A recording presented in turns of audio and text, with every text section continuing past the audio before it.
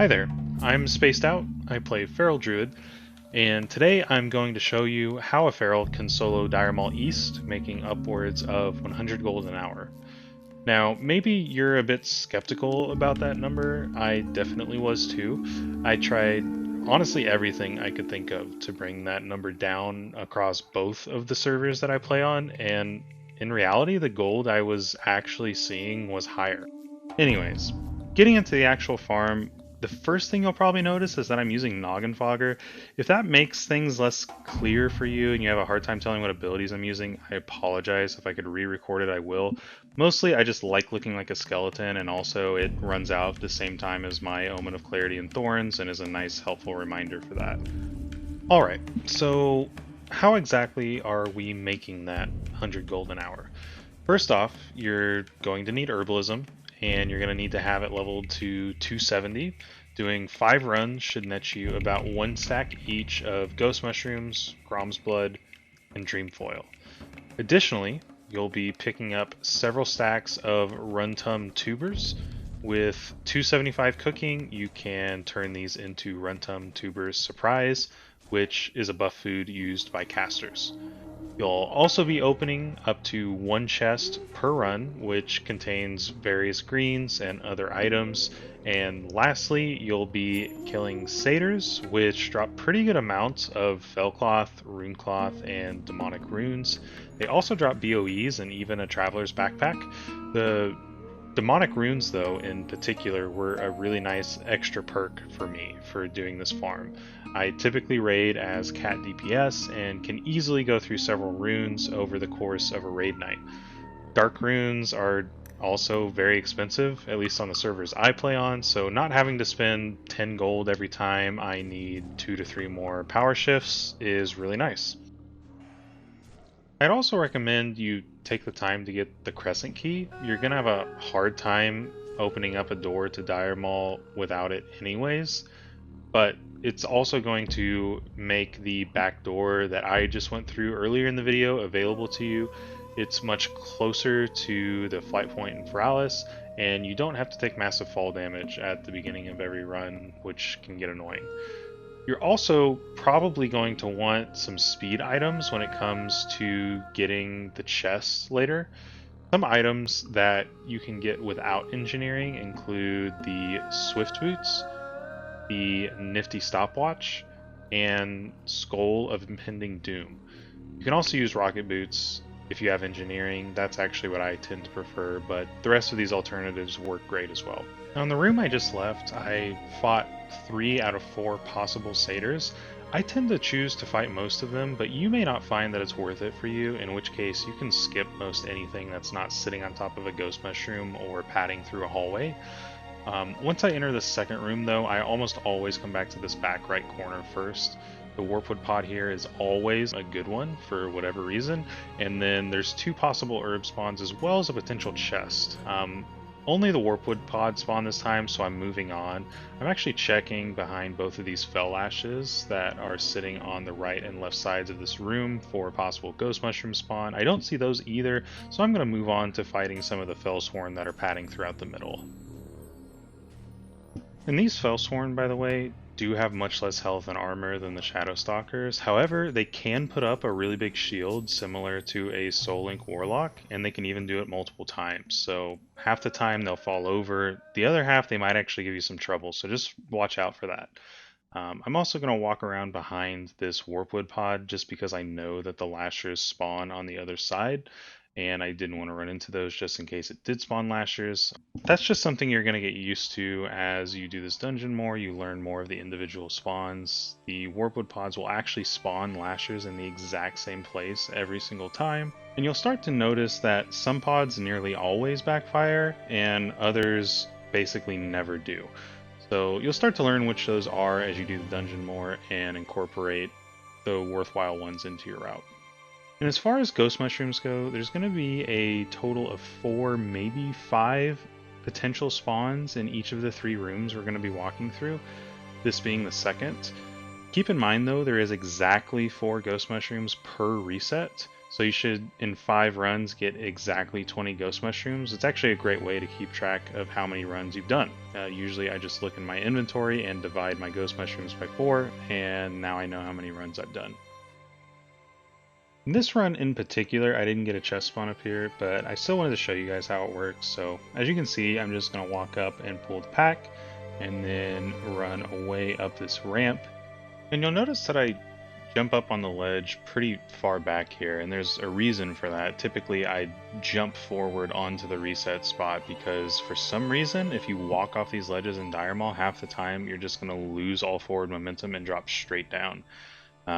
In the end I ended up just walking forward and getting those satyrs a little bit farther away from the chest anyways, but that's the general idea with these chests. Is just you're pulling a mob up to a second floor, and then once they're far enough away, you're jumping down onto a reset spot, waiting for combat to reset, and then going and looting the chest before they get back. As a very quick note on itemization, I tried a few different things, found that it was just best to go with cat DPS gear. Armor and stamina just makes me kill things slower. I also have a few different trinkets that I like to swap out. You don't have to have any of these, but I found that it helped speed up my farm and make my kills easier. My favorite of which is the Rune of Metamorphosis, 20 seconds of free shapeshifting on a 5-minute cooldown. I can usually get 3 of these in per run. If that's on cooldown, I'm defaulting back to my Maelstrom trinket just for the extra burst. However, I've also been liking my Zandalarian Heroes Medallion, specifically for the Fellsworn. It scales with the % damage multiplier on Ravage, and it'll pop you out of stealth, so be careful, but if you pre-pop it, go into stealth, hit that Tiger's Fury, you get this super big Ravage, which is super satisfying.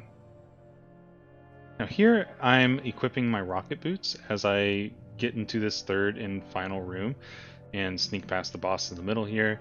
Now the first thing I'm going to do after going back and checking this Warpwood pod is actually check to see where the chest is spawned, which can be either of the 2 Satyr packs on the left hand side of this room. As you can see, I just found it there. However, unfortunately it was locked. I'm still either way going to check and make sure there's not a satyr over here in this back corner. Sometimes there is a stealth one that spawns there. It looks like there wasn't. In this run, unfortunately, I wasn't able to pull this pack and get that chest. However, I did include some footage to show you guys exactly what it's like, since this is the most complicated pull of the 4 chest locations. Now I'm just going to pull the pack just like before and immediately activate my rocket boots and run all the way around this fell lash. And then right there, if you didn't catch it, I switched into bear form, and there's a satyr that patrols this hallway that I'm going to bash. And then when my rocket boots run out, I'm going to switch over to cat form and dash the remainder of the way to make sure I build enough distance between me and that patrolling satyr to pick this ghost mushroom. This one doesn't always spawn up here, but it's really nice efficiency when you get the chest and the ghost mushroom spawn, which will happen more than you think. So now I'm jumping down onto this ledge. There's the chest, just waiting for combat to reset.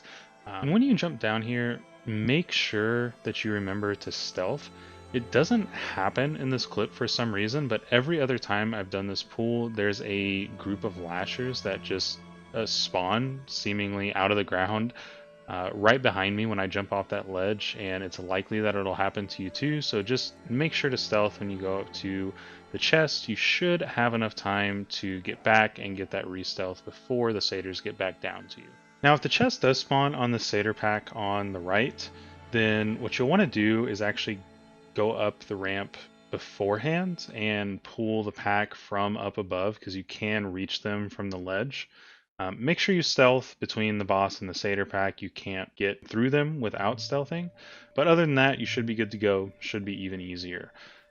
There is one last patrolling satyr that goes through this last hallway and even into the courtyard here that I'm finishing up, but the rest of this run is literally just going to be avoiding the packs of tree elementals that are padding back and forth throughout the room, and picking up some Grom's Blood, Dreamfoil, and Warpwood pods before finally resetting at the end, either through an alt after logging out, or It's actually a tiny bit faster if you don't have a second account to take off all your gear and just die to some of the mobs in the courtyard and run back from the graveyard. I don't personally do that because I don't like starting the dungeon from that side, but that's totally a valid option. At this point, all that's really left to talk about is what we took out of this place. Over the course of 5 runs, I was able to gather over 3 stacks of Runtum tubers, or at least a stack each of Grom's Blood, Ghost Mushroom, and Dreamfoil, as well as 2 stacks of Rune Cloth, 2 Fell Cloth, 3 Demonic Runes, 5 BOEs, and other grays and miscellaneous items, and I even factored in the cost of repairs and the spices I used to cook the tubers. And in my gold per hour calculations, I included the time it took to run back and forth from the instance, the time it took to cook all those tubers, as well as even factoring in 1 death and the time it would take to run back from the graveyard. And in even the worst case scenario, using vendor price for all my BOEs on the server that nets me less gold, you can see I still make it up to 95 gold an hour. And by the time I get to the best case scenario, which is including my actual gold per hour from the greens that I'm DEing into Greater Eternals and Large Brilliant Shards, as well as the ideal cost of a demonic rune, comparing that to a dark rune, I can get up over 150 gold an hour on the server where the herb prices are a little bit higher. And that pretty much wraps up the guide. I really hope that you guys found this useful. As I know, as I was looking around and trying to find different resources for farming gold on my feral, I was basically told my options were go balance or level a mage. So when I found this farm and was able to really put some practice into it and perfect it more or less, it was a real game changer for me. So I hope it is for you too. At the end here, I've included just a couple of bonus clips of me using engineering to get some herbs that are either very difficult or impossible to get otherwise, so enjoy.